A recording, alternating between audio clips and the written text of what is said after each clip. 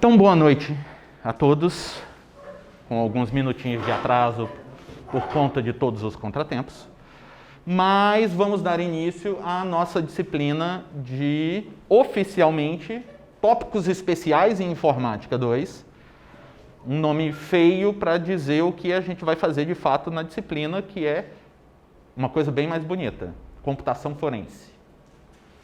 É aquela coisa assim de, poxa, eu sempre sonhei em fazer isso. Sim, vamos ver se é o que a gente imaginou mesmo ou se é algo diferente, ou se a gente foi enganado.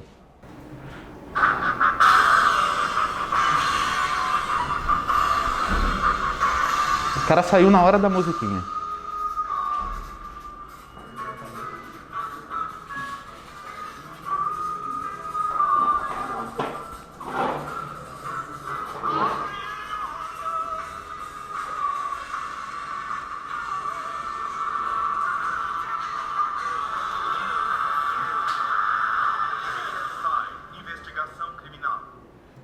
Não sei vocês, mas foi isso que me motivou, sim, não exatamente isso, mas essa série me deu, sim, muitos empurrões para eu querer fazer computação forense.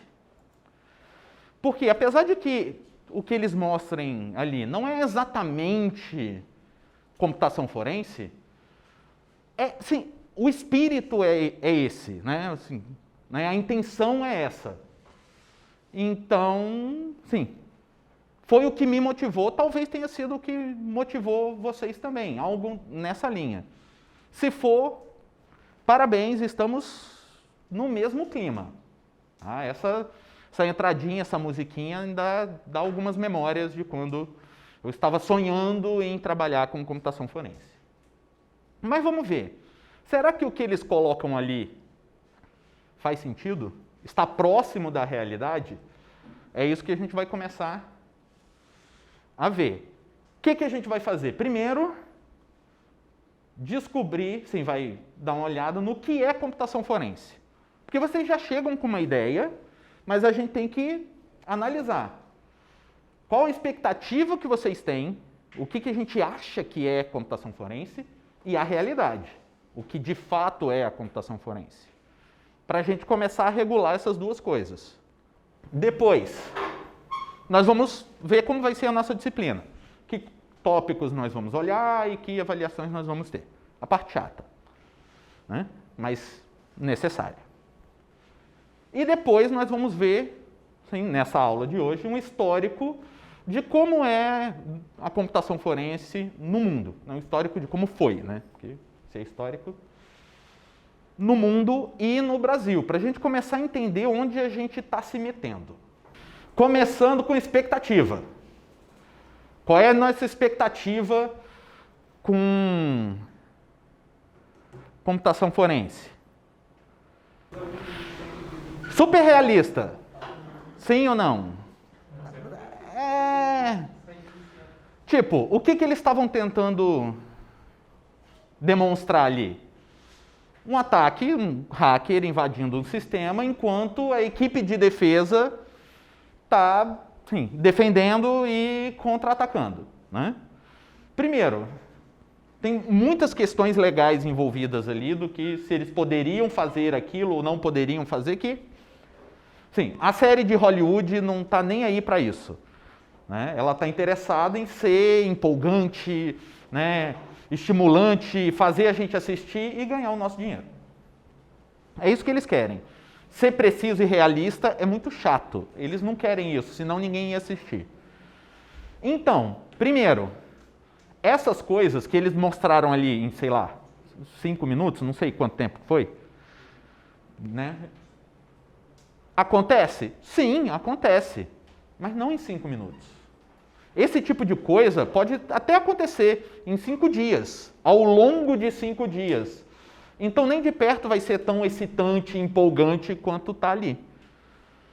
Essas coisas podem acontecer, mas não nessa velocidade.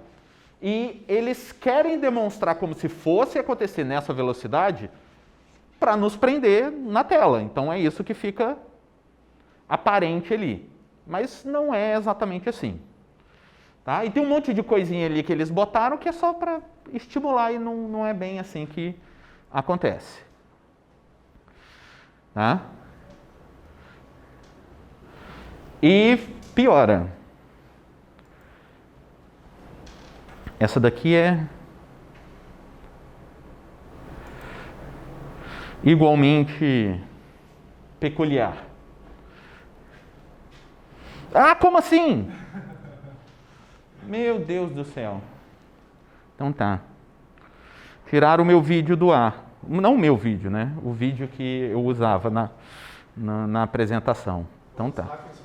Os hackers russos, né? Tiraram. Mas tá, tudo bem. Qual era a grande diferença aqui, né? Que era a ideia que eu ia trazer. Que, novamente, um computador está sendo invadido, aí ele está lá tentando impedir o ataque, digitando no teclado coisas que a gente não sabe o que é. E em dado momento, a menina aqui, que eu esqueci o nome dela, da personagem, ela tenta impedir o ataque e não está conseguindo. Aí o outro cara, que se eu não me engano é Magui, o nome dele, o nome do personagem, vai ajudar. Como que ele faz?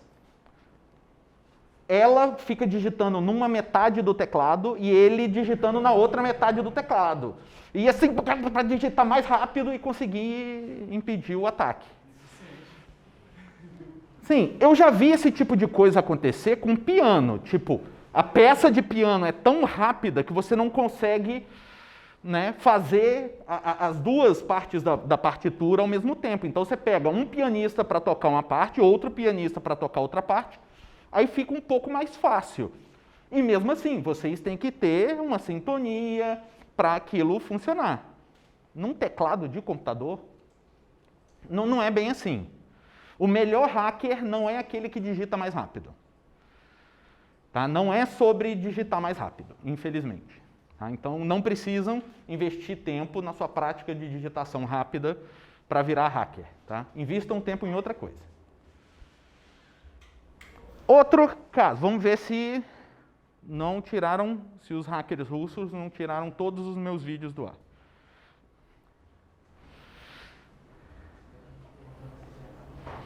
Ah, não, esse daí parece que não. Porque todos esses meus vídeos são vídeos antigos, né? Então, o que o cara fez ali? Primeiro, ele mandou um caô do tipo, a córnea é nesse formato, então pode aparecer no reflexo da córnea no canto alguma coisa que está fora do campo de visão da pessoa. Tá bom, vamos deixar passar. Né? Tudo bem. Aí o que ele faz? Ele pega a imagem da câmera de segurança de um saguão, parece. Tudo está meio escuro ali, né? Porque tanto que ele falou de sombras, então a imagem não é tão boa. O que ele faz? Ele pega, amplia 100 vezes, pega o rosto da mulher, amplia mais, pega o olho. Faz uma mágica ninja, né, super saiyajin ali e destaca o reflexo no olho. E depois ainda avança e vê a estampa na camisa do cara que estava no reflexo do olho da mulher da câmera porcaria do saguão do lugar. Dá para fazer esse tipo de coisa? Cara, a gente está limitado por uma coisa para fazer esse tipo de coisa. Quantidade de informação. A quantidade de informação que a gente tem para chegar nessas conclusões. Se a gente está com uma câmera de segurança no escuro, é a fonte de informação que a gente tem, a quantidade de informação que aquela fonte nos disponibiliza é limitada. E nesse caso, bem reduzida e de baixa qualidade, porque é no escuro, né, o contraste não é tão bom, não tem tantas cores, não é uma câmera, sei lá, 16K para você conseguir ter informação. Então, se muito, sei lá, reze se for uma HD, né? Uma câmera HD, se não for uma resolução menor. Aí se você for pegar, tipo, o rosto da mulher, quantos pixels daquela imagem estão cobrindo o rosto da mulher? Ah, eu tenho 100 pixels, beleza. O olho dela, quantos pixels você vai ter? Ah, eu vou ter, sei lá, 10 pixels. Estou chutando aqui números absurdos. 10 pixels, beleza. Então, o olho da mulher são 10 pixels. O reflexo do cara vai ser 1 pixel. Que informação você tem em 1 pixel para você saber a estampa da camisa do cara? Sim, funciona, é super emocionante, parece que eles são gênios, super inteligentes, mas na realidade existem limitações práticas que nos impedem de fazer isso. Seria ótimo, mas não é bem assim. A gente precisa de informação para conseguir fazer esse tipo de coisa. Tecnicamente, dá para fazer? Dá, se a gente tivesse informação infinita, se a gente tivesse muita informação. Na prática, não é assim. O que mais? Aqui é outro caso daquele. O cara vai ver a camisa do cara que atacou ele pelo reflexo no óculos escuro, utilizando a câmera do caixa eletrônico, sabe essas câmeras de caixa eletrônico? Porque nos Estados Unidos, caixa eletrônico não tem só dentro de banco, tem na rua também. Então o cara estava na rua, num caixa eletrônico, e pelo reflexo, né, pegaram o cara que atacou. Mesma ideia, e o mesmo problema. Mas assim, é clássico dessas séries o fazer um zoom melhorado com melhoramentos e coisas e tal. Não é assim que funciona. E esse daqui é a mesma ideia. Olha aqui. Eles vão tirar informação daqui. Aqui, ó.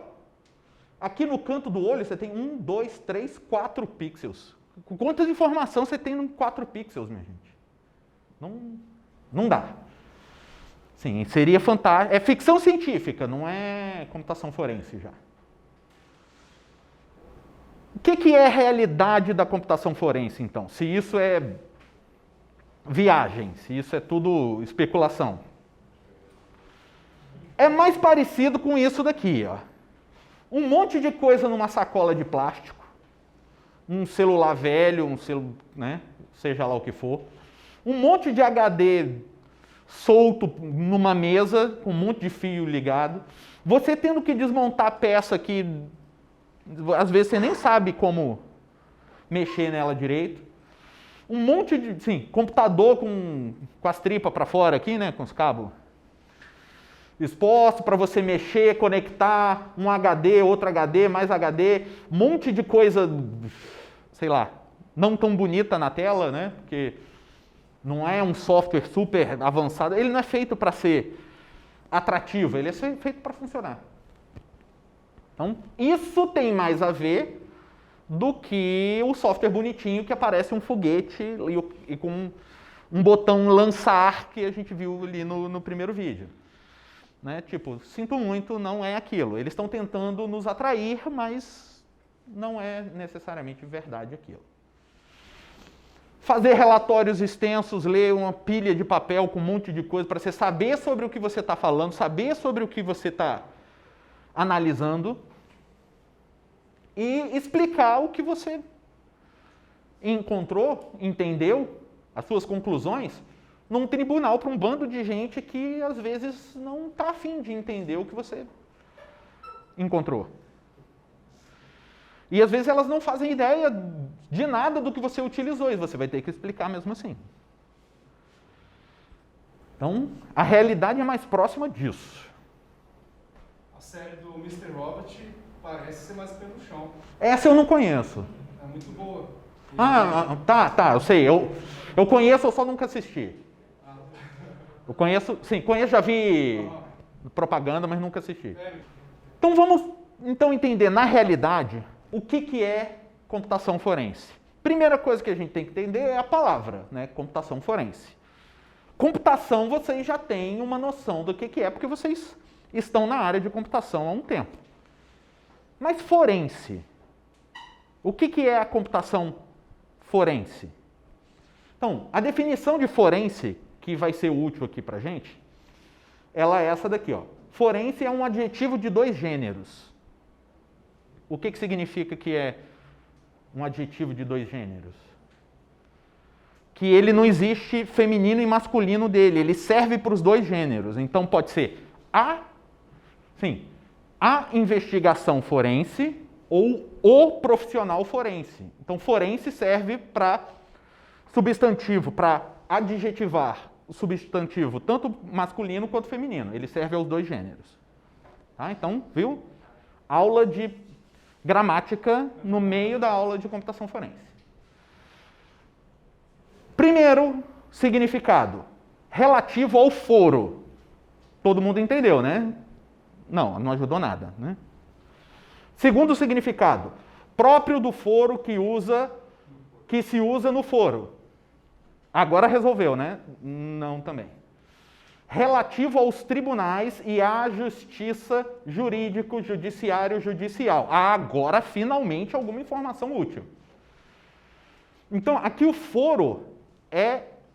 Sim, a gente é mais acostumado a falar do fórum, que é o lugar que materializa o foro. Ou então tem um outro uso também. Hoje em dia, na política, é muito falado em foro privilegiado. Né? Já ouviram essa expressão? O foro que ele está falando é esse daqui. É o ambiente no qual alguém vai ser julgado. Aí pode ser um ambiente físico, um ambiente geográfico, ou pode ser a esfera de julgamento, quem tem competência para julgar alguém. Então, pode ser, a gente pode meio que entender como se fosse o fórum. O fórum é o lugar onde você vai para ser julgado quando você estiver sobre aquele foro. Né? Então, para a gente, o que vai ser mais útil agora é a gente entender que é isso daqui, ó, relativo aos tribunais, justiça, judiciário, jurídico e judicial. Então, é a computação relativa aos tribunais. Só que pode ser muita coisa, do tipo, então se eu for fazer o software da recepção do fórum, eu estou fazendo computação forense? Porque eu estou desenvolvendo um software, que é coisa de computação, e é para o fórum, então é forense? Não. Porque existe duas formas de pensar nisso. Eu posso pensar que é a computação aplicada ao fórum, é coisa da computação, mas vai ser usado no fórum, ou é coisa do fórum que vai utilizar a computação. São dois caminhos diferentes e a gente vai ver exatamente de qual deles que a gente está falando. Para melhorar o nosso entendimento, antes de chegar na computação forense, a gente tem que passar na ciência forense, que é uma ideia um pouco mais ampla do que a computação forense, mas que está próxima do que é a computação forense. O que é a ciência forense? Ela é compreendida como um conjunto de todos os conhecimentos científicos e técnicas que são utilizados para desvendar não só crimes, mas também variados assuntos legais, como cíveis, penais, administrativos. Então, toda ciência, não só a computação, porque aqui a gente está falando de ciência forense.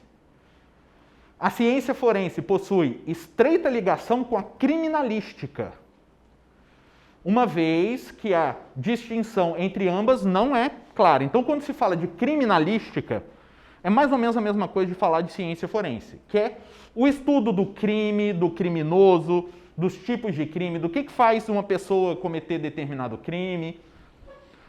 Essas questões. Aí pode ser detalhado em várias esferas. Pode ser detalhado na psicologia, na biologia, na computação. Ciência forense é a classificação dada aos esforços de geração e transferência de tecnologia e ciência com a finalidade de elucidar questões relativas ao âmbito do sistema de segurança pública e justiça criminal. Aqui já está uma coisa que já dá uma ajuda na gente para a gente entender como que seria a computação forense. Porque aqui eu estou falando de algo mais amplo, da ciência forense. Mas o que ela é? Ela é geração e transferência de tecnologia e ciência dessa área, dessa ciência, se for a computação, vai ser da computação, com a finalidade de elucidar questões relativas ao sistema de segurança pública e justiça criminal. Então, eu vou ter que elucidar essas questões. Eu vou ter que resolver os problemas que são o objeto de estudo dessas áreas. Então, se eu vou descobrir quem cometeu um crime, isso é o objeto de uma dessas áreas, da justiça criminal, por exemplo. Se a computação é utilizada para auxiliar nessa solução, aí sim, nós estamos na computação forense. Computação forense consiste, basicamente, no uso de métodos científicos para preservação, coleta, validação, identificação, análise, interpretação, documentação e apresentação de evidências digitais com validade probatória em juízo. Isso aqui é importantíssimo e a gente já está chegando próximo do que de fato é. Uma série de termos também são utilizados para descrever a mesma área da computação, que cuida desse levantamento de evidências digitais, como computação forense, perícia digital, forense computacional, informática forense. São todos meio que sinônimos. Não existe uma definição que diferencia, a computação forense é mais isso, perícia digital é mais aquilo. Não, é tudo nomes que são utilizados por um autor, por outro, por uma pessoa, por outra, para se referir à mesma coisa. É isso que a gente está falando.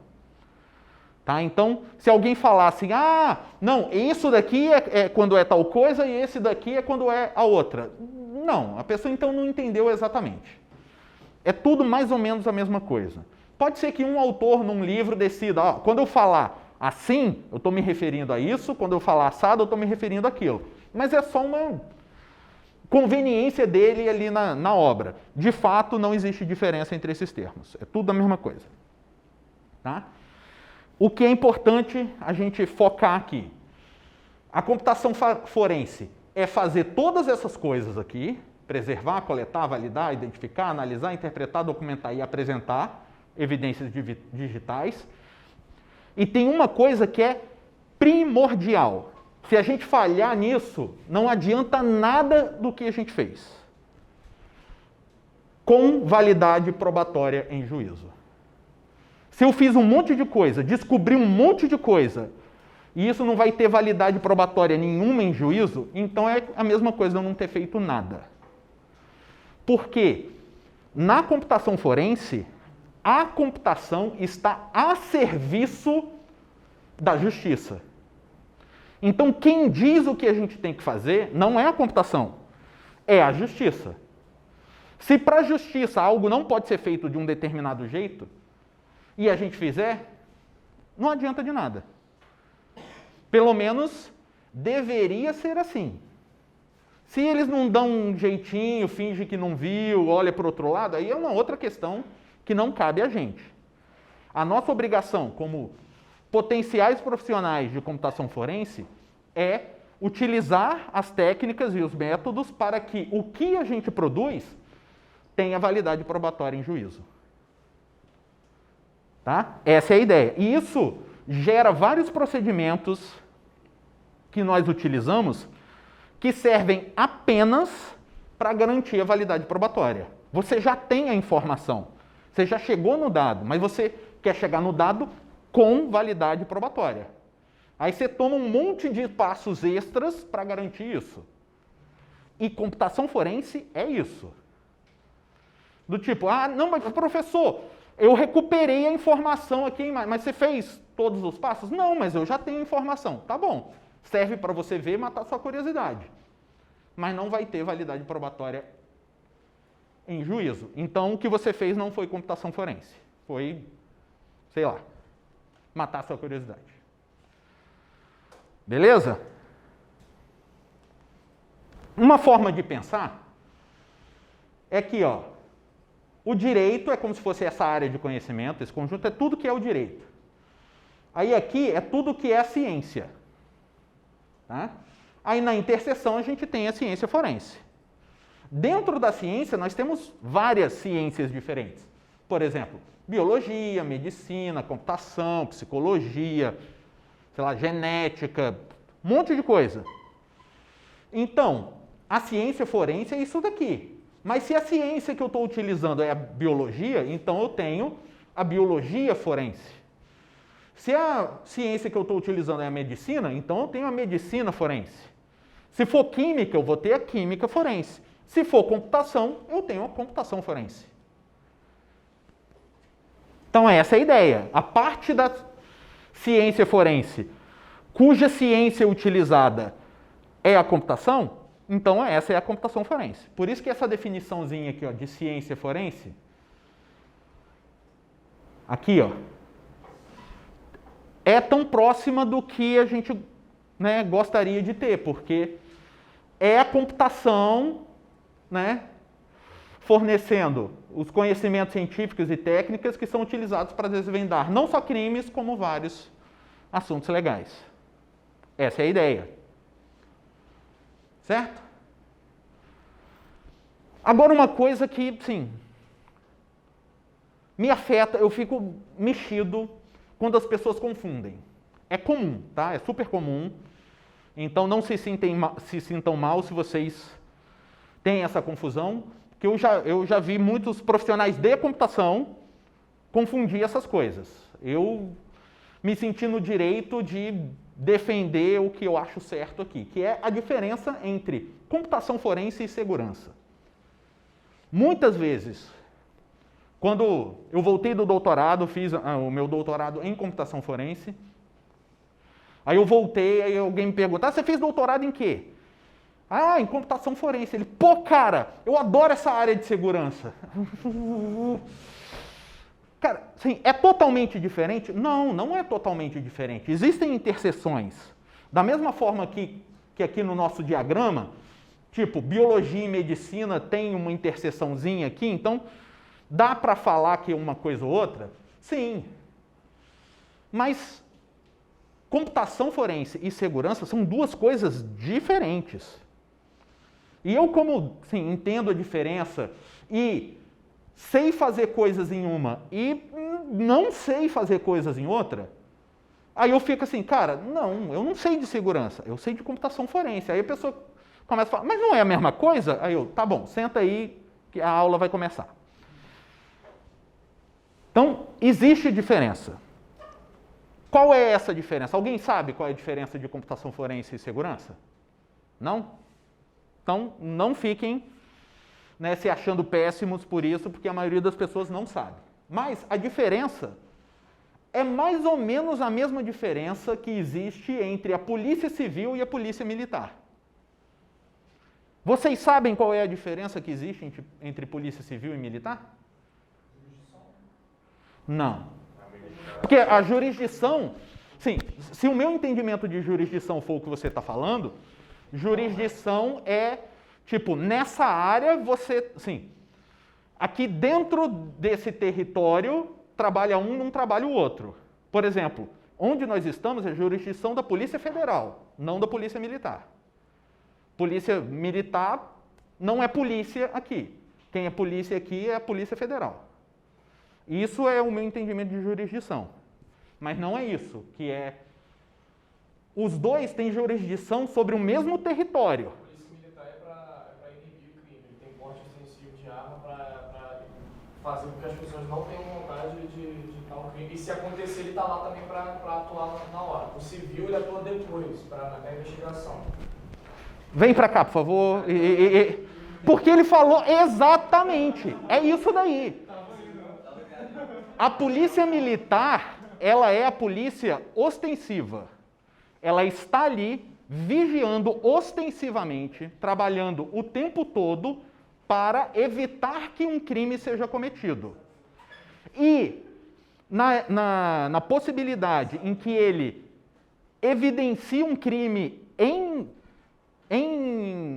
ação sendo cometido, ele age para evitar que o crime continue e para prender o criminoso, que aí é a prisão em flagrante. Isso, porque aí é ele ostensivamente vigiando para evitar que alguém se sinta à vontade para cometer um crime, porque pô, ninguém vai ver. A polícia está ali vigiando para, caso tenha um crime sendo cometido, ele impeça que o crime siga adiante. Esse é o papel da polícia militar. A polícia, sim, o ideal seria que a polícia militar não prendesse ninguém. Por quê? Se ela tivesse sempre presente e que ninguém se sentisse à vontade o suficiente para cometer um crime. Isso é um mundo ideal, um mundo fictício, utópico que não existe. Na verdade, eu acho que o mais ideal ainda seria não precisar da Boa! polícia militar. Boa! Melhor ainda. Se vamos para a utopia, melhor utopia ainda. O ser humano ter consciência suficiente para não precisar nem de uma polícia para saber que ele não deveria cometer um crime. Bem, eu não fui tanto no utópico, mas permanecendo existindo polícia civil e militar, só para eu diferenciar aqui, porque se eles sumirem eu não tenho o meu parâmetro para comparar aqui, né? Então, se a polícia, nesse mundo ideal, semi-ideal, a polícia militar não ia prender ninguém. Por quê? Ela ia estar ali, todos os crimes seriam evitados antes de acontecer, então não teria crime. Se isso existisse, a polícia civil não teria serviço. Porque nenhum crime foi cometido. E o trabalho da polícia civil se inicia no momento em que o crime foi cometido. Se nenhum crime foi cometido, o policial civil fica à toa, tomando cafezinho. Tá? O policial militar vai ter serviço, porque ele vai estar rondando para evitar que alguém cometa o crime. Entenderam a diferença? Aí nessa diferença surge um papel, tipo, o policial militar prendeu alguém, porque ele cometeu um crime. Estou fazendo aspas aqui, porque o policial pode ter visto, um monte de gente pode ter visto, mas policial não afirma definitivamente que esta pessoa cometeu este crime. Mas professor, mas ele viu. Sim, mas não é ele que determina. Quem determina? O judiciário. O juiz, ao final do processo, vai determinar que aquela pessoa é culpada ou não. Nós vamos chegar nesse ponto. Mas, nesse momento, o policial vai apreender o criminoso? Não. Quem? O suspeito de cometer o crime. Mas o cara viu, ele foi pego com a arma do crime? Sim, mas por enquanto ele é só suspeito. Nesse caso aí, tipo, na hora não. Mas depois lá no tribunal está sendo julgado e tal, o militar pode atuar como uma testemunha? Sim, sim. Existem formas diferentes de se conduzir isso, mas em uma das formas, o policial é testemunha de que o crime foi cometido. Ele vai lá testemunhar como uma testemunha qualificada. Né? Ele vai ser como alguém que estava na rua passando e viu o crime sendo cometido, mas ele é alguém que é treinado e capacitado especificamente para fazer aquele serviço. Então ele é uma testemunha qualificada, da mesma forma que um perito em computação forense. Ele é uma testemunha qualificada, que pode ser chamada ao tribunal para testemunhar o que ele presenciou. Entre aspas, novamente. Porque o paralelo com ele ser uma testemunha é a ideia de que a testemunha viu o que aconteceu. O perito, não necessariamente ele viu, porque não necessariamente ele estava lá quando aconteceu. Mas ele viu o rastro deixado pelo que aconteceu, e ele tem a capacitação técnica, a formação, o treinamento, para, observando este rastro, dizer o que de fato aconteceu naquele momento. Da mesma forma que um médico, ao examinar um corpo, vai conseguir dizer há quanto tempo aquele corpo morreu, mesmo sem eles ter estado lá no momento em que o corpo morreu. Pegando um corpo e vendo, esse cara morreu bebendo tal veneno, sem ele estar lá no momento em que o cara bebeu. Por isso que ele é uma testemunha qualificada. Ele é uma testemunha que consegue dizer mais do que uma testemunha comum, por conta da formação e capacitação que ele tem. O policial entra mais ou menos nessa categoria. Mas sim, é uma testemunha dependendo de jurisdição, do modelo jurídico, um monte de coisas que não é tanto o nosso interesse, mas pode ser por aí. Então tá, então no final das contas, o que faz a Polícia Civil? Ela fica sentada esperando alguém cometer um crime para investigar. Descobrir quem cometeu, por que cometeu, como cometeu, quem foi a vítima. Porque às vezes tem esse problema, né? Tipo, um crime foi cometido, cadê a vítima? Alguém foi lesado, quem? Não sei. Faz parte da investigação. Por isso que nós temos duas polícias. Cada uma delas trabalha num momento diferente do crime. Um é antes ou durante o crime e outra é depois do crime. Podem acontecer casos em que um mesmo crime é trabalhado pelas duas polícias. Primeiro vai a polícia militar, interrompe o crime, tal, apreende o suspeito e dali em diante a polícia civil segue. E existem casos em que só um trabalha. Tipo, não houve flagrante, a polícia militar não achou, alguém descobriu que um crime foi cometido. Aí ele vai abrir um boletim de ocorrência. Ele está acionando a polícia civil. Tipo, investiga aí, aconteceu um crime. Essa é a ideia. Então, cada um trabalha numa parte. E onde que entra a computação forense e segurança nesse papel? Eu já dei a dica aqui, ó. A segurança é a polícia militar da computação. Ele está ali, rondando, vigiando a todo momento para alguém não cometer um crime. A computação forense é a polícia civil da computação. Aconteceu um crime, eu tenho que descobrir quem cometeu o crime, o que aconteceu no crime, como que o crime foi cometido, para eu tentar botar aquela pessoa na cadeia. Botar a pessoa na cadeia, ressarcir a vítima do que ela foi prejudicada, essas questões. Então, a computação forense, ela investiga um crime que aconteceu. Se não acontecer crime, a computação forense fica sem serviço. Tá? A segurança sempre vai ter serviço. Porque ele vai estar sempre ali, atento, ligado, fazendo coisa para que o crime não seja cometido.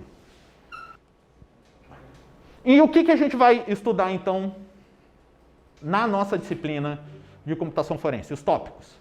Primeiro, nós vamos ver uma introdução. Nós vamos ver que é essa parte que a gente viu um pouquinho aqui, que a computação forense é uma coisa meio direito, meio computação. É a interseção dessas duas coisas. Vamos ver um histórico e um embasamento legal do que a gente pode utilizar, vai considerar na computação forense. O que são crimes e evidências digitais. E o que é antiforense. Será que é algo tipo matéria e antimatéria? Não sei, vamos ver. Em breve. Cenas dos próximos capítulos de CSI. Vamos estudar um pouquinho do que é e como é feito uma investigação criminal. As etapas da investigação. Uma coisa que muitas pessoas ficam assim, cara, isso não deveria ser assim, mas eu acredito que é assim mesmo, deveria ser, que é a presunção de inocência. Quando chegar lá, nós vamos... Imagina, assim, sempre nessa disciplina, quando chega nesse ponto, tem aluno assim, não, professor, mas isso está errado. Mas é assim. Chegaremos lá. Admissão de evidência, ver se uma evidência é aceita ou não. Isso vai depender se a gente fez tudo certinho lá, se aquilo é admissível em foro. Cadeia de custódia, um negocinho que no Brasil é meio que novo, mas que países afora aí já faz um tempinho. E como que funciona mais ou menos uma equipe de investigação.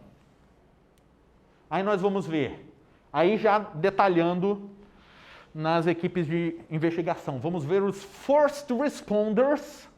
São quem? É a pessoa que vai na cena do crime. Autorização legal, o que ele tem que ter para ele poder estar ali. Como que se faz uma busca e apreensão? Cadeia de custódia, está de novo aqui. Preservação de evidência, porque a evidência que foi coletada lá tem que chegar lá no tribunal, inteirinha.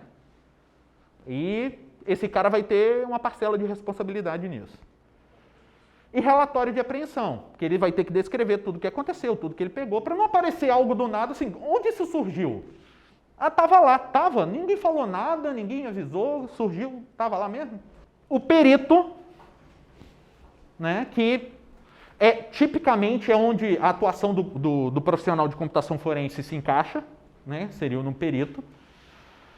Que aí temos a cadeia de custódia, novamente, preservação de evidência, que estava aqui, né, no First Responder, vai estar aqui também, cada um vai ter que se preocupar com uma parte dela. Autorização legal de novo. Relatório pericial, que aí é extremamente importante para o perito. E testemunha especializada, porque o perito pode ter que ir no tribunal para dar testemunho do que ele achou, do que ele descobriu. Alguém contestar, fazer uma cariação. Pode acontecer. E um investigador, que é o chefe da equipe, o responsável pela equipe, que pode ser, sei lá, o delegado, o promotor, né? Autorização legal, quem pode ser, né? Como pode ser. Entrevista de testemunha, né? Que ele vai lá entrevistar alguém, como que decide, como que faz. Indicação de suspeito, MMO. O que é MMO? Massive Multiplayer Online, isso. Ah, sabia que ele sabia. O cara entende tudo. Não. Nesse caso, não. Nesse caso, não é esse MMO. É o quê? Motivos, meio e oportunidade. Que é necessário para você suspeitar de alguém. E isso pode ser utilizado para você conduzir a sua investigação. O cara tinha meio para cometer aquilo? Tinha oportunidade para cometer aquilo? Tinha motivo para cometer aquele crime? É o seu ponto de partida. Aí dali você vai desvendando. Tipo, eu vi, sei lá, o cara tinha muito motivo. Aí você vai desvendando motivo. Cara, ele estava cheio de motivo, mas ele teve a oportunidade de cometer o crime? Ele não, ele estava do outro lado do país na hora. Cara, então, ele podia até ter motivo para fazer isso, mas ele não teve oportunidade. Então, cara, dificilmente vai ser ele. E os meios? Às vezes o cara tinha motivo, tinha oportunidade, mas ele não tinha como fazer, ele não tinha os meios para cometer aquilo. Né? Então ele pode ter mandado alguém cometer, alguém que tem os meios cometer. Aí começa a detalhar a investigação, aí você entender, esse cara não cometeu, mas ele mandou alguém que tinha os meios para cometer, e aí vai. E o Wigmore Short, o que é isso?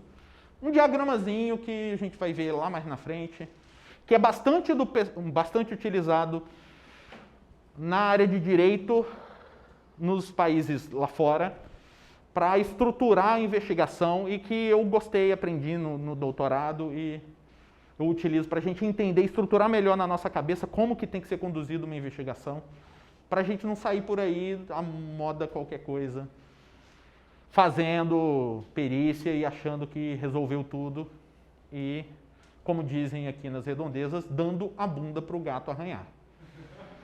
Melhor não. Depois, organização dos dados. Aí a gente vai começar a entrar numa área mais computação. Vamos ver o que é Little Engine, Big Engine, tipos de dados, tabela ASCII, meio revisar, meio relembrar, meio ver a utilidade disso para a gente, ver como, assim, para que serve isso na computação forense, hash e criptografia, entender se criptografia especificamente é bom ou é mal. Quem usa criptografia é tudo criminoso, porque tem alguma coisa para esconder. É isso mesmo? Vamos ver quando chegar no momento. Validação e privacidade. Imagem forense. O que é isso? É tirar uma foto para fins da investigação? Não é. O nome pode dar essa dúvida, mas chegando lá a gente vai ver. Isso vai ser utilizado na preservação de evidência, para recuperar arquivos apagados, Professor, a gente vai conseguir recuperar arquivo apagado? Não garanto. Mas se existe uma maneira, é por aqui. A gente recupera alguns. Sim, às vezes recupera muitos, às vezes recupera poucos. Tem várias variáveis envolvidas nisso daí. Mas sim, é possível. Então, tipo, aquele aluno desesperado que fez o TCC, terminou, não imprimiu, não enviou. Aí o computador deu pau à noite, no outro dia. Eu perdi o meu arquivo, ele estava aqui, vou ter que fazer o TCC todo de novo? Não, existem formas de tentar recuperar. E arquivos fragmentados, arquivos pela metade, arquivos quebradinhos, partes de arquivos que podem ser úteis. Sistemas de arquivos para entender como que a gente, até onde vão as nossas capacidades, até o que a gente pode fazer. Partições, tipos de arquivo, metadados, super útil. Tem muita coisa que a gente não precisa nem do arquivo, só os metadados já resolve. E timestamps, que é o carimbo de data e hora de arquivo, também muita informação útil em investigação pode sair dessas coisas. File carving, que é você utilizar ferramentas para identificar arquivos quando você não tem informação sobre o arquivo. Você está descobrindo a informação do arquivo a partir do próprio arquivo. Porque normalmente as informações estão no sistema de arquivo. Mas se o sistema de arquivo for para o beleléu, aí a gente usa file carving, que a gente vai usar o magic number e block distribution. O que é isso? É o professor exibindo o seu inglês? Não. É um número mágico que pode ser utilizado para a gente identificar o tipo de arquivo que a gente está mexendo, mesmo que o sistema de arquivos tenha ido para a cucuia.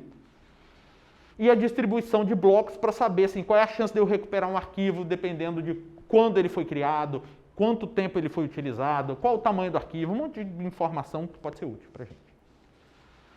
Arquivos de imagem. Que aí a gente vai ver o tipo de imagem, o metadado dessa imagem, o timestamp dessa imagem, essas questões. E memory forensics. O que é isso? É computação forense que a gente vai fazer na memória do computador, na memória RAM do computador. Dá para fazer isso, professor? Dá. Sempre? Não, nem sempre. Mas quando dá, quando a gente tem acesso a isso, a gente pode acabar obtendo algumas informações importantes.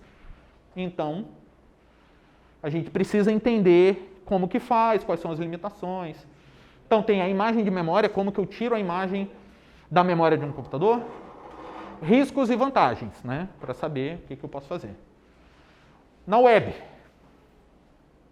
na internet. Registro do Windows para identificar essas coisas. Arquivos temporários e logs que podem ser úteis para a gente obter informações sobre movimentação de web. Por quê? Eu não vou entrar em computação forense em redes, que é um monstro por si só. Né? Para ver roteador, pacote, essas coisas, não. Nós vamos ver as evidências do tráfego de rede deixados no computador. Então, o computador desligado, ali tem evidência do tráfego de rede que foi feito em algum momento no passado. Forense de rede é um negócio complicado por si só que, sei lá, outra disciplina de computação forense poderia tratar só disso. E ferramentas comerciais de computação forense. Encase, FTK, Sleuthkit, Autopsy, Volatility, XRY. São algumas ferramentas. Temos todas? Não. Não temos. Cada uma dessas aqui, as mais caras, deve custar, sei lá, $10.000 a assinatura. Eu acho que, né? Não temos. Como que a gente vai ser avaliado? Meu plano, sim, eu tenho esse plano já há algum tempo e eu nunca consegui executar esse plano todo dos anos que eu dei essa disciplina. Mas vale tentar de novo porque o plano é bom. Vamos ver se dessa vez eu consigo executar. ter 3 avaliações, 3 trabalhos. Não vai ter prova, vai ser trabalho prático. 3. Primeiro, vai ser uma simulação de busca e apreensão. Vou montar grupinhos, porque uma das coisas que vocês vão ver é que ninguém faz investigação sozinho. Não existe, principalmente busca e apreensão. Tá? Sim, perito pode até ser o cara sozinho, né? Um perito. Mas busca e apreensão nunca pode ser sozinho. O que a gente vai fazer? Vai montar essa equipe, né? Os grupos, e vocês vão fazer uma busca e apreensão em algum lugar que eu vou montar para vocês, e eu vou ficar lá de Gasparzinho, fantasminha camarada, só observando e anotando. Deu canelada, eu anotei. Fez alguma coisa errada, eu anotei. E vocês vão me dar no final o relatório da busca que vocês fizeram, seguindo todas as dicas, as informações que eu passei para vocês. E eu vou avaliar isso tudo, e isso vai ser a avaliação de vocês. Tem que entrar no personagem? Eu espero que você entre no personagem, mas aí dependendo em qual personagem exatamente você entrar, aí você pode ganhar ou perder ponto. Se você entrar no personagem que chega com o pé na porta, talvez você perca pontos. Eu vou dar a dica de qual personagem você tem que entrar ao longo da primeira parte da disciplina, para você entrar no personagem certo. Tá? Mas sim, se vocês forem um pouquinho como eu, vocês vão estar tão nervosos, é aquela coisa assim, cara, eu já sei, não, eu vou chegar. Você vai chegar na hora, você vai estar tão nervoso, tem tanta coisa para você lembrar, tanta coisa para você fazer, que você sai de lá e, cara, eu fiz aquilo, eu fiz o outro. É tanta coisa passando na cabeça que... Então, assim, tranquilo. Entre no personagem, só não quebra nada e não machuca o coleguinha. Que aí dá prejuízo. Segundo, que é a parte que sempre foi difícil para eu fazer, porque eu dependo de coleguinhas, professores, para me ajudar. Uma simulação de tribunal. Vocês defenderem num tribunal simulado, bem meia boca, o que vocês fizeram na busca e apreensão, ou na perícia de vocês. Que aí vocês iam estar lá testemunhando e ia ter um advogado para contestar o que você fez. Aí você vai ter que defender o que você fez. Não, eu achei isso, achei aquilo, e o cara vai contestar. E você tem que saber defender aquilo com base no relatório que você montou. Tá? E uma simulação de perícia no final, que aí eu daria um material, uma imagem de um disco, para vocês acharem algumas informações que aí eu daria a orientação de como vocês fariam, como não fariam. Então, ficariam essas coisas aqui. Sim, a primeira e a terceira eu consigo fazer com mais facilidade, porque depende de mim e de vocês. Então a gente consegue se organizar e faz. A segunda, não dá para eu fazer sozinho, porque alguém tem que ser o juiz e alguém tem que ser o advogado que vai apurrinhar a cabeça de vocês enquanto vocês estão tentando defender o relatório de vocês. Então eu preciso de mais alguém para me ajudar. Pelo menos mais uma pessoa e, assim, no meio do período, todo mundo com as suas disciplinas. É difícil eu convencer um outro professor de passar uma tarde, no caso uma noite, né? Comigo, aqui com vocês, brincando de CSI. Nem todo mundo se diverte com as mesmas coisas que eu me divirto, aí fica mais difícil. Muito obrigado por ter lembrado. Eu estou tentando, já tentei da outra vez, estou tentando ter um visitante na disciplina para ele vir aqui num dia e me desmentir de tudo que eu vou falar para vocês na disciplina. Porque eu vou falar um monte de coisa que é o ideal, que é o que eu aprendi nos manuais, nos livros, nos guias, que é o ideal. Aí eu vou falar para vocês, vocês vão ver várias vezes. Não é assim que se faz, não pode ser assim, se acontecer isso, vai... Eu vou estar muito no campo do ideal aqui. Quem tem prática, quem está no tribunal, quem está desvendando o crime de verdade, eu não sou essa pessoa. Vai olhar para o que eu falo e vai falar, cara, sinto muito. É isso que deveria ser, mas não é o que é. O que é bem diferente.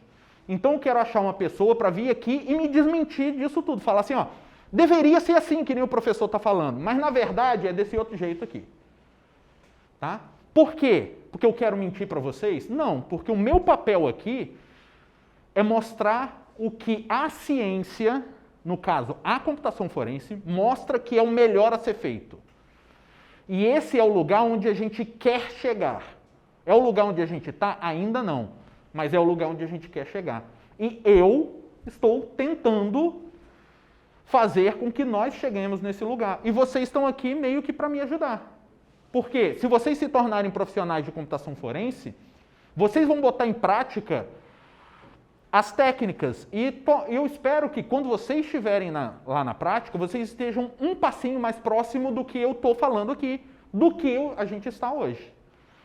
E outro faça isso ficar um pouquinho mais próximo, até que a gente esteja razoavelmente próximo do que é a melhor prática. Tá? Porque se a gente se acomodar, não é assim, vai ser sempre assim, a gente não sai do lugar. Sou utópico? Sim. Sou romântico? Sim. Mas eu adoro ser utópico e romântico, continuarei sendo. E a nossa nota vai ser uma médiazinha delas, quem não tirar 7, tem provinha final, aquela coisa de sempre. Vamos começar a matéria? Não começou ainda? Não, a gente estava aqui se divertindo. Agora vamos estudar. Como que é a computação forense no mundo? Quando que começou? É novo a computação forense? Década de 70. 1970. Década de 1970. É onde começa a surgir coisas que pode dar ensejo à computação forense. Por que só nessa época? Por que não existia computação forense antes? Porque não tinha crime. Exatamente. Quem tinha um computador para ser roubado, para cometer um crime com ele? Quem tinha antes da década de 70? Ninguém. Antes da década de 70, ninguém. Tipo, o laboratório que estava desenvolvendo o primeiro computador podia ter ele, mas, tipo, era um. E ele não foi roubado. Então, não houve um crime, não precisou. Na década de 70, isso começa. Por quê? Nos Estados Unidos são registrados crimes como queima de computadores e roubo de tempo computacional. Por quê? Começou a ter computador em lugares, em universidades, centros de pesquisa, laboratórios, instalações governamentais. E pessoas começaram a roubar tempo computacional ou queimar computadores intencionalmente. O que é o roubo de tempo computacional?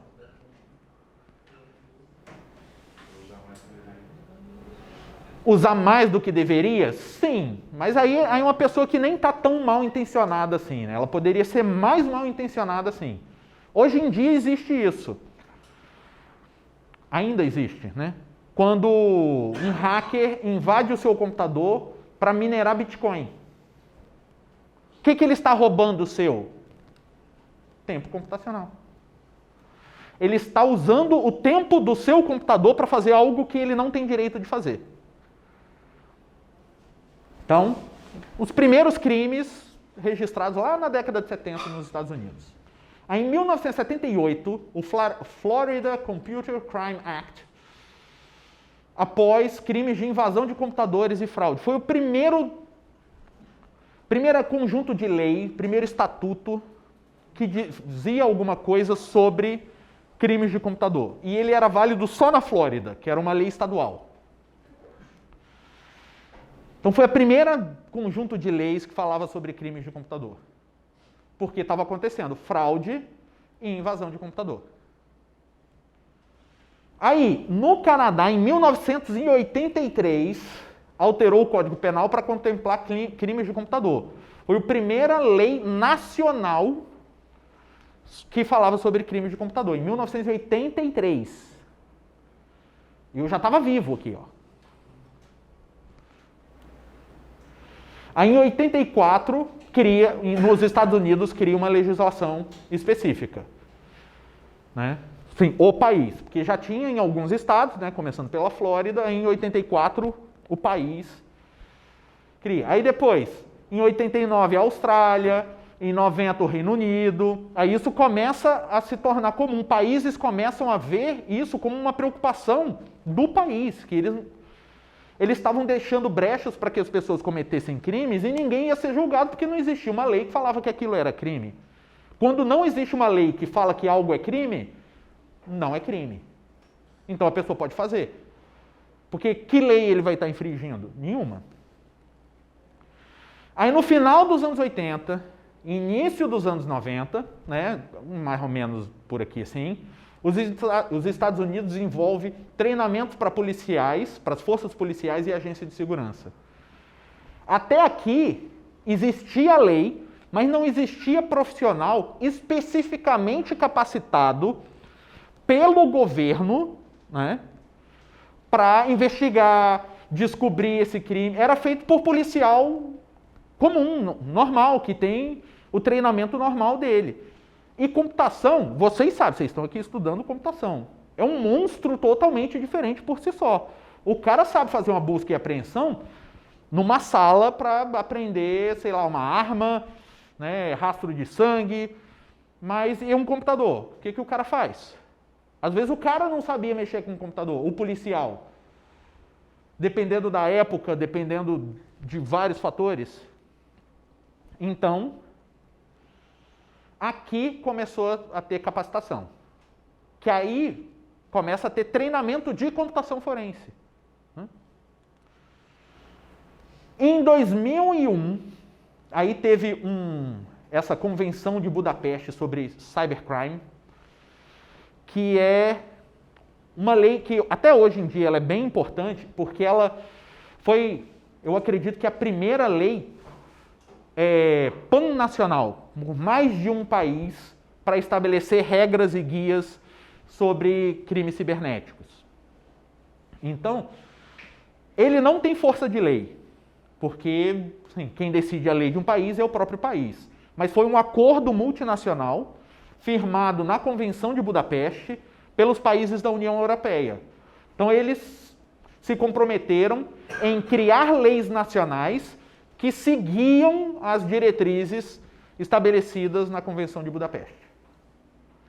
E isso movimentou os países da Europa para eles criarem leis que se aproximassem da regra criada na Convenção de Budapeste.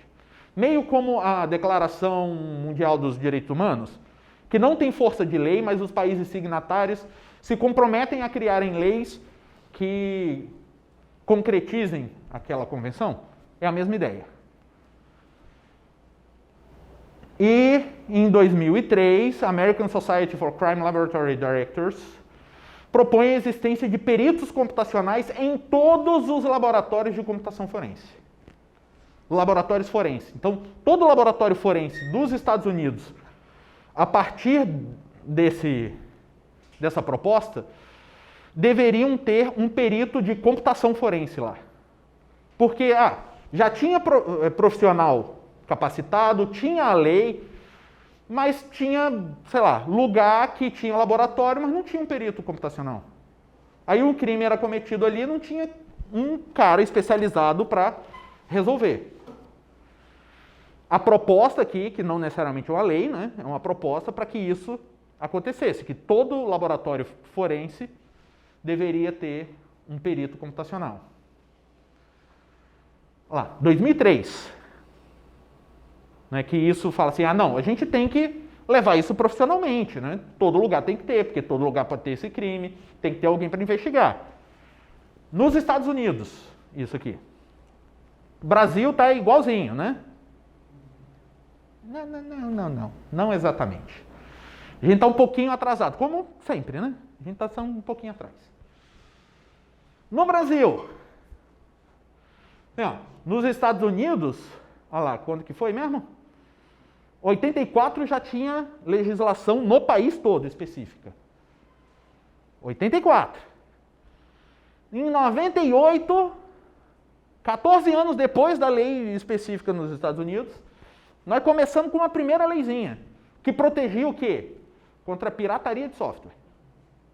Especificamente. Contra a pirataria de software. O que essa lei estava protegendo? A propriedade intelectual de quem produziu o software. Então ele estava protegendo patrimônio. Era a lei de proteção do patrimônio. Ah, alguém cometeu um crime contra a minha honra. Não é problema nosso. Né? Contra o meu patrimônio. Aí sim, não, calma, você não pode roubar o dinheiro do cara. Né? Então, primeiro, 1998. Depois, na revisão do Código Penal em 2000, começaram a surgir tipificações específicas de crimes digitais. Tá? Alguns crimes que, assim, como ele estava descrito lá, não tinha como você enquadrar um crime cometido pelo computador, foi revisto para aí sim você acertar. Aí a gente pode começar a observar algumas coisas que a gente vai ver com um pouco mais detalhe lá na frente. O crime de computador, crime digital, existem várias formas de falar, ele é um crime comum ou ele é um crime diferente? Esse é um debate que é interessante e vale a pena a gente conduzir, nas aulas mais para frente a gente vai olhar isso. Às vezes o crime de computador é um crime comum, só que cometido pelo computador. E às vezes o crime de computador é um outro crime totalmente diferente, que se não existir algo que descreva que aquilo é um crime, ele ficaria ileso, impune, porque não é crime, ninguém falou que era crime. Por exemplo, o crime de furto. Eu sempre confundo roubo com furto. Furto é sem violência, não é? O que é o furto? É, por exemplo, você está aqui prestando atenção na aula, está com o celular em cima da mesa. Aí você está prestando atenção, tal, assistiu a aula, tal, terminou a aula, você vai pegar o celular. Opa, cadê meu celular? Me roubaram o celular. Não é roubo, é furto. Né? É por isso que a gente tem o hábito de chamar de roubo, mas é furto, esse caso. Então, me furtaram o meu celular. Tá. Aí você vai prestar queixa. Aí você vai comprovar, meu celular estava aqui, não está mais. Beleza? Aí agora você vai falar, eu tinha... Vamos ver. Eu tinha um arquivo um arquivo da minha... arquivos íntimos meus com a minha namorada, minha esposa, e o cara me furtou os arquivos. Cadê o arquivo? Está aqui. Então, como que ele te furtou o arquivo se o arquivo está aqui? Não, mas ele furtou. Mas como que ele furtou? Porque está com ele. Está com ele ou está aqui? Está aqui, mas está com ele. Ele pegou uma cópia. Então ele furtou? Porque para furtar ele tem que ter subtraído de você. Tem que ter tirado de você, mas continua com você. E aí? Aí, então ele não furtou. Então ele não cometeu crime? Calma, também não é assim. Mas ele não furtou. Se ele cometeu um crime, foi um outro crime. Se esse crime está descrito, aí beleza. Mas e se não tiver? Aí que entra a questão. Às vezes, o crime, a ferramenta demanda a definição de um novo tipo de crime. Por exemplo, pirataria de software. O cara ia falar assim, ele roubou, furtou o meu filme. Mas cadê o filme? Está aqui comigo. Então ele não furtou. Mas aí como que você define que o cara tem ou não tem direito de tirar uma cópia daquilo? Bum, pirataria. Você não pode copiar sem eu autorizar. Porque você não está furtando, mas aí é um outro crime. Aí em 2008 surgiu o Estatuto da Criança e do Adolescente, conhecido como ECA, que, dentre várias coisas, descreveu a proteção à imagem da criança e do adolescente, e lá já dá para prever, com a redação que está lá, que impede que qualquer imagem de criança e adolescente em algumas situações não pode ser utilizada, não pode ser produzida, não pode ser distribuída, que aí já permite a criação de alguns crimes com base nesses artigos. Então, por exemplo, um exemplo que eu dou, assim, é clássico, que eu sempre dou. Tem hoje grupo de WhatsApp se proliferando mais do que coronavírus, né? Então tá. Também é comum alguns desses grupos de WhatsApp ter vídeos pornográficos, fotos pornográficas sendo divulgadas, né? Dentre outras coisas maléficas que também circulam. Hipoteticamente, pode acontecer de você estar num grupo de WhatsApp em que circulam esses vídeos e fotos e, por acaso, surge um vídeo ou foto de uma pessoa que aparenta ser menor de idade. Né? Possível. Essas coisas existem, essas coisas circulam. Você não pede para receber foto e vídeo no WhatsApp, ele chega. Pode chegar. E aí, o que acontece? Se chegou no meu WhatsApp, num grupo de WhatsApp que eu faço parte, fotos ou vídeos de uma pessoa que parece menor de idade, em situações sexual, sensual, pornográfica, algo assim. O estatuto fala que produzir, divulgar, possuir esses vídeos é crime. Então, eu não pedi para ninguém me mandar. Alguém mandou, eu vi. Ó, a foto aqui, vi, tá, não gosto, não curto, beleza. Mas a foto está no seu celular, o vídeo está no seu celular. Se por acaso você for ser investigado, sabe-se lá por quê? Aquilo é evidência de um crime, que você cometeu o crime. Qual? Posse de material pornográfico de pessoa menor de idade. E aí, o que eu faço, professor? Você pode denunciar o crime quando você descobrir que um crime foi cometido. Aí você está se eximindo da responsabilidade. Você não cometeu o crime, você denunciou o crime. Você foi testemunha do crime e está,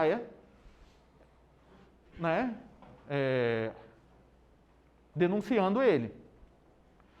Então, novamente, segundo o manual, professor utópico, romântico, idealista, a minha dica é: recebeu uma imagem pornográfica que aparenta ser de alguém menor de idade, denuncie e apague. Professor, mas os caras do grupo são meus blogs, eu vou denunciar meus blogs? Cara, se você não denunciar e um for pego, a geral vai junto. Mas professor, eu para não prejudicar meus blogs, eu vou apagar o arquivo e ninguém vai ficar sabendo. Ninguém vai ficar sabendo? Nós vamos aprender na disciplina como recuperar arquivos apagados. Se um dos blogs for pego e o investigador quiser, ele chega em todo mundo. Se ele usar a técnica certa, da forma certa e der sorte, ele recupera o arquivo apagado do seu celular e você vai junto para o Chilindró. Então, minha dica é evite. É simples fazer isso? Às vezes não, às vezes sim, mas a dica está aí. Tá? Em 2012... Oi. Você falou que dá para recuperar e chegar nas pessoas. Mas isso se aplica a partes físicas ou a questões de rede também? Por exemplo, a questão de conta ou coisa assim? Não. Por exemplo, se eu me chegar aí, vamos dizer que tem alguém, hipoteticamente, alguém está vendendo Ah, E aí, você é o cara que está vendendo, ou conhece quem está vendendo. ah, Então, sei lá, você tem o HD lá com o software, mas você tem uma versão zipada dele numa conta sua. aham. Se você jogar sulfúrico no HD, você deleta ele e acabou. Vamos em algum momento da disciplina, explorar técnicas para destruir HDs. Chegaremos lá. Ácido sulfúrico é uma boa. Mas não dá pra jogar ácido sulfúrico na conta do Google. Você tem um problema. Tem um problema. Dá pra chegar assim? Dá para chegar lá. Porque, assim, no fundo, rede, internet, nuvem, nada mais é do que o computador de outra pessoa. Tipo, eu estou aqui no meu notebook. Tem coisas que estão aqui no meu notebook. Tem coisas que estão na minha conta no Dropbox. Está no Dropbox, então está na nuvem? Sim, o que é a nuvem? O computador de outra pessoa. Então, se eu consigo recuperar deste computador, eu consigo recuperar do computador de outra pessoa. Basta eu ter acesso ao computador dessa outra pessoa. Quem é esta outra pessoa? O Dropbox, o Google, o Facebook.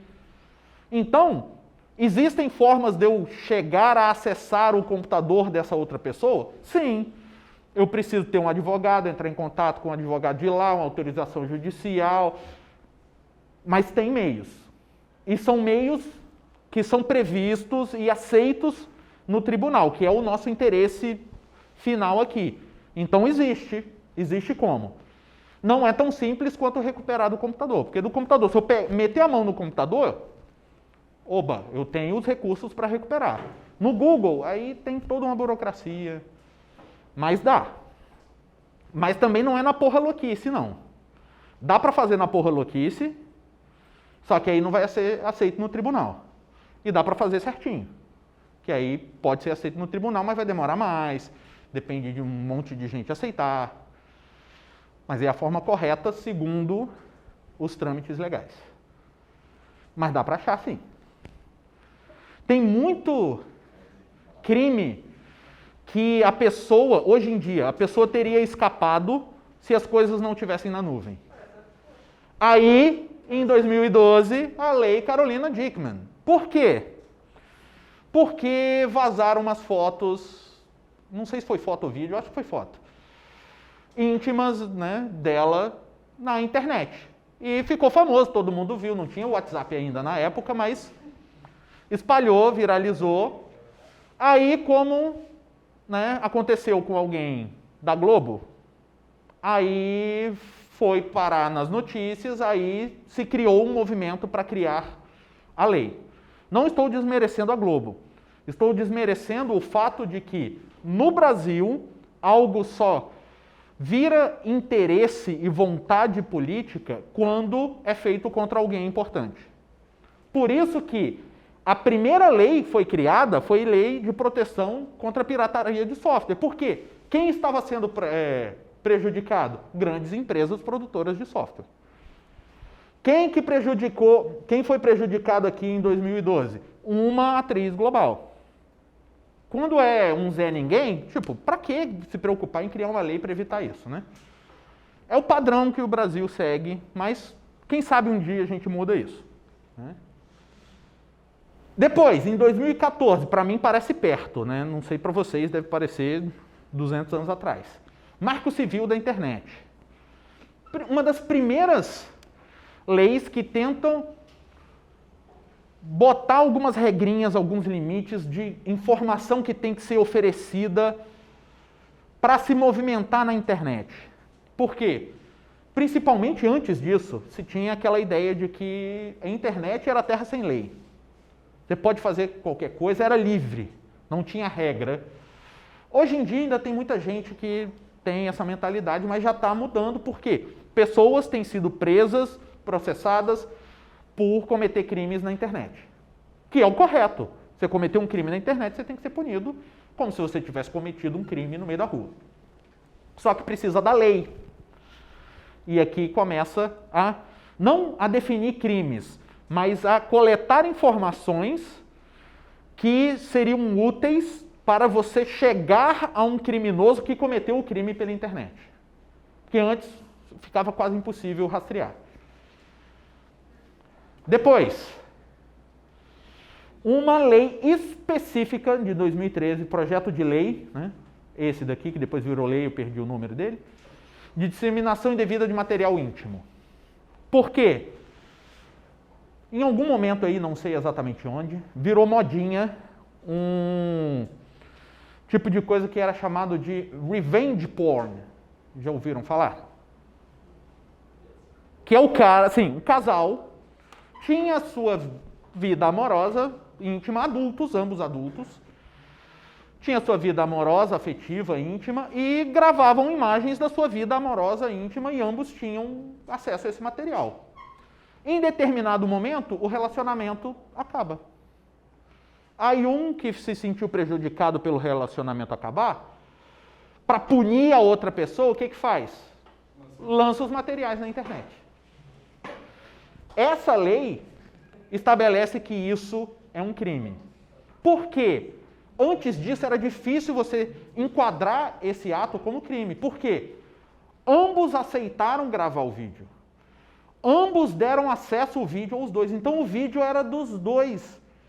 Aí sim, se o vídeo é meu com a minha esposa, por que eu não posso fazer o que ele quiser? O vídeo é meu, ela deixou eu gravar, deixou eu ter acesso ou armazenar, mas quando eu ficar puto com ela, então eu posso jogar na internet e foda-se ela? Não. Essa lei foi para estipular que, para você divulgar o material, todos os envolvidos, porque aí pode ser mais de dois, eu ia falar ambos, né? Mas todos os envolvidos têm que dar o consentimento. Senão, é um crime. Essa é a ideia. Para tentar inibir isso daí. Tá? A disseminação indevida. Tá, eu posso, porque aí para disseminar, eu tenho que, todos os envolvidos têm que autorizar especificamente a disseminação. Por quê? Eu autorizar a pessoa a me gravar não significa que eu estou autorizando ela a divulgar. Antes disso, era aquela ideia. Você autorizou que ele produzisse o material? Sim, eu estava lá, autorizei. Então tá. Então, não houve crime. Aí aqui começa a detalhar que uma coisa é uma coisa, outra coisa é outra coisa. Aí em 2013, começaram a ser criadas normas de como lidar com evidências digitais. 2013, daqui é uma norma, não é uma lei ainda. E, em 2013 ainda, procedimento operacional padrão para perícia criminal. Também, 2013. Nos Estados Unidos foi, treinamento na década de 80 e 90. Então, sim, estamos um pouquinho atrasados, como sempre. E mais recentemente, em 2018, LGPD, Lei Geral de Proteção de Dados Pessoais. Que aí sim, define que a pessoa, assim, quem coletar dado pessoal de qualquer um de nós, tem responsabilidade de guardar, não pode distribuir. Que aí ele começa a definir que não é só a minha imagem, não é só o meu patrimônio que está protegido pela lei. Os meus dados estão protegidos pela lei. Então, se a pessoa roubar os meus dados e distribuir os meus dados, ela está cometendo um crime. Aí, a gente começa a ser mais protegido sobre isso. Lógico, essa lei existe, ela está sendo garantida. Aí são outros problemas que a gente vai ter que solucionar, fazendo com que essa lei, né, se reflita na prática. Beleza? Então, por enquanto, pela aula de hoje, é isso. Na aula de amanhã, nós vemos mais alguma coisa. Beleza? Falou, até mais, até amanhã.